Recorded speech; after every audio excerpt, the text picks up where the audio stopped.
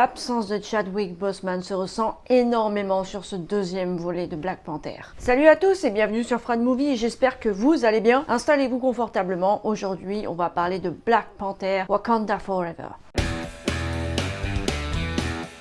Après la mort de T'Challa, la reine Ramonda, Shuri et les autres guerrières du Wakanda vont se battre contre les différentes puissances mondiales qui viennent menacer leur terre, le Wakanda. Dans ce film, il va y avoir un nouveau peuple qui va débarquer. Le film dure 1h41. Pourquoi je dis 41? Parce que même la minute, elle est de trop. Ce film est horriblement long. Il y avait largement moyen de faire 2 heures de film et ça aurait été très bien. Il y a beaucoup de choses dans les 2h40 dont on n'a pas besoin et l'histoire, elle est lente. Au bout d'1h30, j'en pouvais plus, j'en avais marre. Heureusement que l'action a commencé un peu à ce moment-là, ça a commencé à me réveiller un petit peu. Je n'ai jamais autant regardé ma montre pendant un film au cinéma. Et ça, ça sent clairement pas bon. L'histoire, elle est relativement bateau, monotone. Il y a franchement pas matière à faire 2h40 de film là-dessus, mais vraiment pas. C'est vraiment assez basique. J'ai regardé quelques critiques et il y en a beaucoup qui sont de cet avis. On retrouve aux commandes de ce deuxième film Ryan Coogler, qui était aussi le réalisateur du premier Black Panther. Mais si je dois être honnête, en tout cas si je dois être honnête, rien qu'avec moi-même, sur ce deuxième volet, il s'est chié. C'est horrible et je pense beaucoup d'entre vous qui seront probablement pas d'accord avec moi et qui auront adoré ce film, mais honnêtement, quand on regarde le premier et le deuxième, il n'y a pas photo. L'écart entre ces deux films est incroyable. On a du mal à croire que c'est le même réalisateur. Alors ok, il y a une circonstance atténuante assez forte puisque Chadwick Boseman ne pouvait plus jouer dans Black Panther vu qu'il est malheureusement décédé, mais c'est quand même un film que j'attendais énormément parce que la bande-annonce, elle m'a vendu du rêve. Quand j'ai vu la bande-annonce, j'avais les frissons. Mais quand j'ai vu le film, il n'y a pas un moment où j'ai eu les frissons. Donc la bande-annonce n'est pas mensongère, mais elle reflète pas du tout le film. Ça m'a aussi vendu du rêve par rapport à l'hommage qu'on allait rendre à Chadwick Boseman. Et sur cette partie hommage, j'y reviendrai en spoiler. Mais dans l'ensemble du film, je suis carrément déçue. Après, vous inquiétez pas, il y a du bon et on y vient. Par exemple, les acteurs, pour moi, leurs interprétations, elles étaient géniales. À commencer par la reine Ramonda, interprétée par Angela Bassett. J'ai beaucoup aimé aussi Letitia Wright, l'actrice qui a interprété Shuri, qui est quand même un des personnages centraux du film. Okoye, c'est pareil, on la voit plus dans ce deuxième opus que dans le premier. Elle prend un peu plus d'importance. L'actrice Denai Guerrera fait aussi un excellent travail. Elle est vraiment géniale, j'ai vraiment adoré. Ce que j'ai aimé aussi, c'est le côté girl power du film. Les femmes sont vraiment au centre du film et je trouve que ça, pour le coup, c'était vraiment génial. En revanche, l'absence de Chadwick Boseman se fait énormément ressentir sur ce film. Un Black Panther sans lui, ça n'a clairement pas la même saveur. Il était le charisme du film. C'était vraiment Chadwick Boseman qui apportait le charisme du film. Là, j'ai eu la sensation qu'il n'y avait même pas un personnage central. En fait, c'est plusieurs personnages qui forment un personnage central, mais il n'y en a pas un seul. C'est assez spécial, c'est assez bizarre. Moi, je l'ai vu comme ça, je l'ai ressenti comme ça, alors que Black Panther, c'est un personnage, Black Panther. C'est pas une multitude de personnages. Enfin, quand je dis multitude, il n'y en a pas 40 non plus, mais il y a bien 3-4 personnages qui pèsent beaucoup dans l'histoire. Et la question que je me pose, c'est est-ce que Black Panther n'aurait pas dû être recasté? J'aurais tendance à dire oui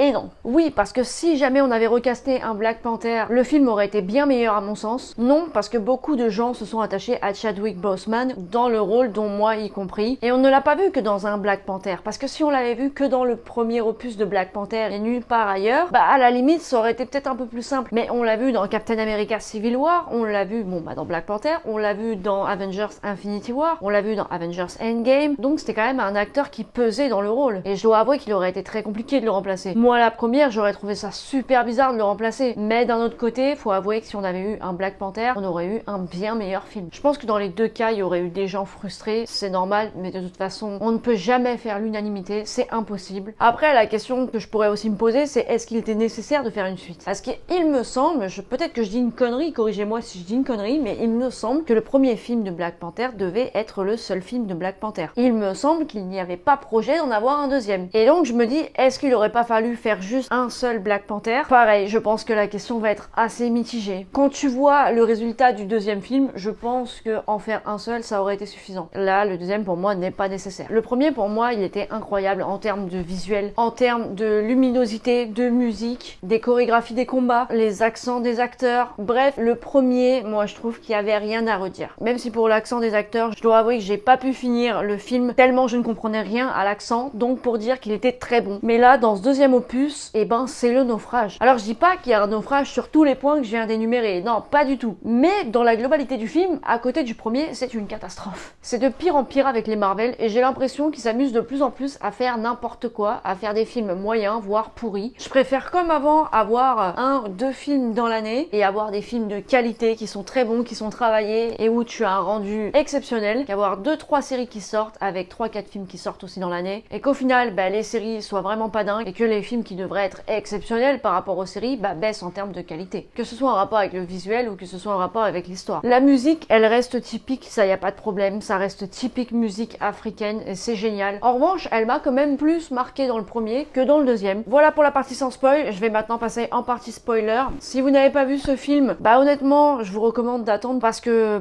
pour moi, je trouve que ça vaut pas le coup d'aller voir ce film au cinéma. Il y a rien d'exceptionnel, il y a rien d'extraordinaire. La qualité, comme je disais, elle est pas dingue. Alors autant le voir sur son écran que d'aller le voir au cinéma et de claquer 15 à 20 balles dans une place. Après, je vous recommande quand même de le voir. Et voilà, pour ceux qui n'ont pas vu le film, ça s'arrête là. N'hésitez pas à liker, à partager, à aller voir le film et à revenir sur ma vidéo après. Et pour les autres, on passe en spoil, c'est par là que ça se passe.